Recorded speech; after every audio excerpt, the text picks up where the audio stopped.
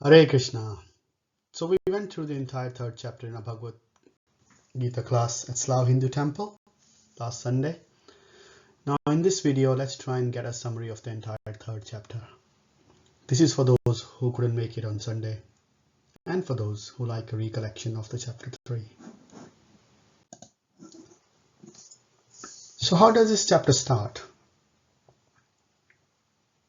It has a link with the previous chapter actually. In chapter 2, Krishna describes various things. He describes Sankhya Yoga, Karam Kanda. He describes some parts of Jnana Yoga, Bhakti Yoga, and so on. This chapter defines the practice of Karma Yoga and the technique to achieve spiritual connection with God through our daily work. So what is the acronym of this chapter? It's 3. Tyaga, renunciation, Rungs, on the yoga ladder, Exemplary and Enemy of the soul. Tyaga, verses 1 to 9. In this section, Arjuna is posting a question for which Krishna is forced to again speak various topics which he has already spoken, but now in a detailed and a systematic way. So what is Arjuna's question? What is better, renunciation or work? Please tell me, O Krishna. Please tell me in a systematic way. And then Krishna starts speaking. Krishna is recommending a Nishkam Karma Yoga and saying Nishkam Karma Yoga is better for you, Arjuna, than Jnana Yoga. Why?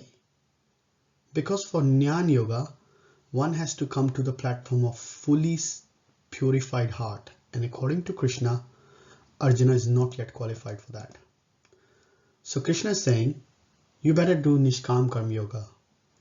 In this section, Krishna explains how one should do one's duty without getting attached to the results. Krishna explains one cannot remain not working and go for complete renunciation because inaction is unnatural for a living entity. So remove this thing from your mind and you will remain inactive. This is not possible. 3 modes of material nature will anyway force you to. So don't think about that. Krishna continues and say, even if you do inaction, what is the use of it? Externally, you will be a renounced person, but internally, your mind will always dwell on sense objects. And this person is called pretender. And Krishna describes what the pretender is. Of the yoga ladder, verses 10 to 16. In this section, Krishna explains moving from Karam Kanda to Karam Yoga. There are various stages which represent progressively higher level of understanding. Lower level being an individual is solely interested in materialistic enjoyment and has no spiritual inclination. Karam Kanda is where an individual still desires materialistic enjoyment but now tries to achieve it via religious observances. Sakam Karma Yoga is where individual realizes the futility of material enjoyment and begins to offer a portion of his results to God, but still maintains some selfish motivation. Nishkam Karma Yoga is the highest level, where one accepts whatever necessities he requests to maintain himself and offers everything else to God.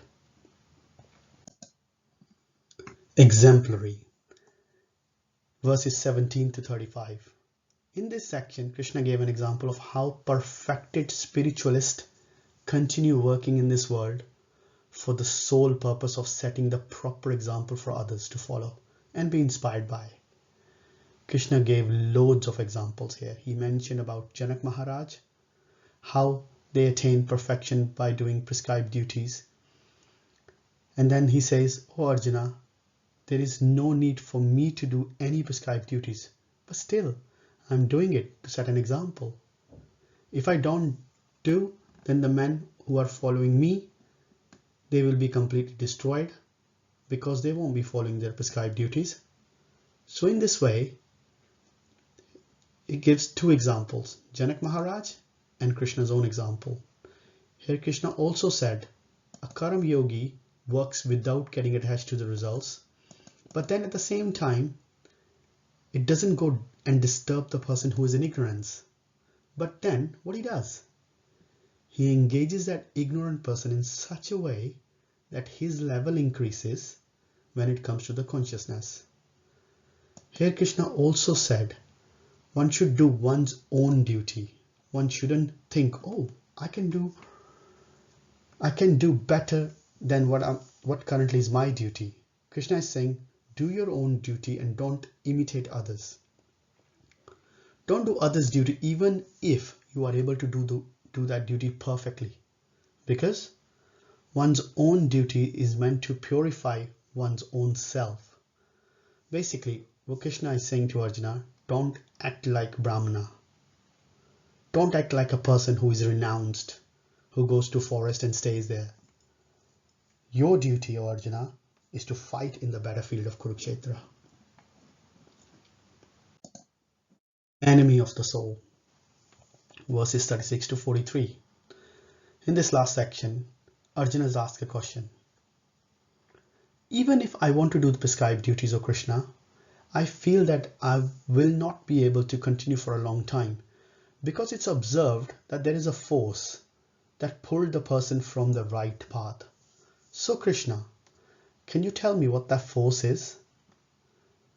What is we call that as? And Krishna starts speaking.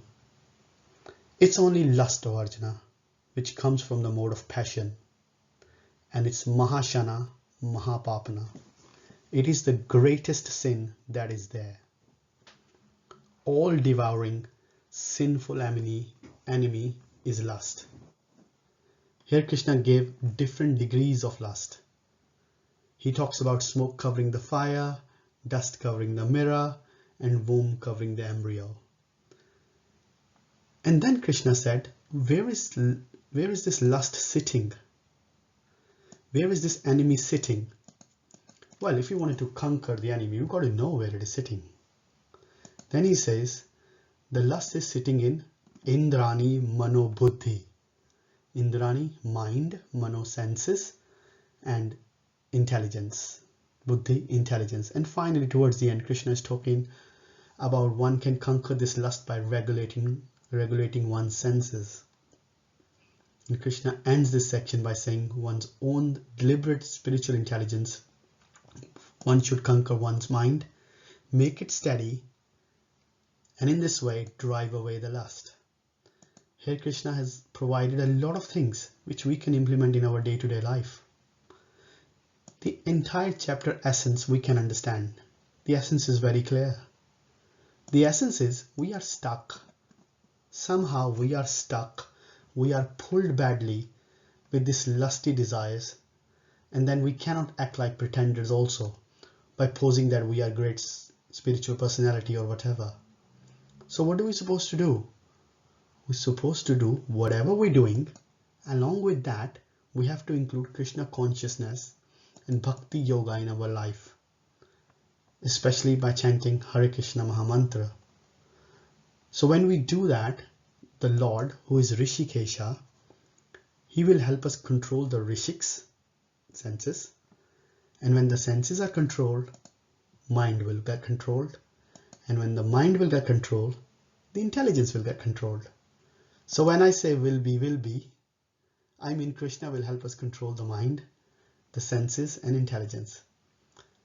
So first, it talks about controlling the senses. So the spirit soul is engaged in service of Krishna. The intelligence, mind, and senses, all of that get controlled. So in this way, we have to meditate as devotees, as student of Bhagavad Gita, that how can I engage myself in the service of Krishna all the time? If we do that, that is actually success of life, because that will take us closer to the perfection of this human form of life. That is breaking the cycle of birth and death forever. So in this way, Krishna have provided a lot of transcendental knowledge in this. Now, exclusively, Krishna is going to glorify the transcendental knowledge in the next chapter, chapter number 4. So see you all in my next video. Hare Krishna.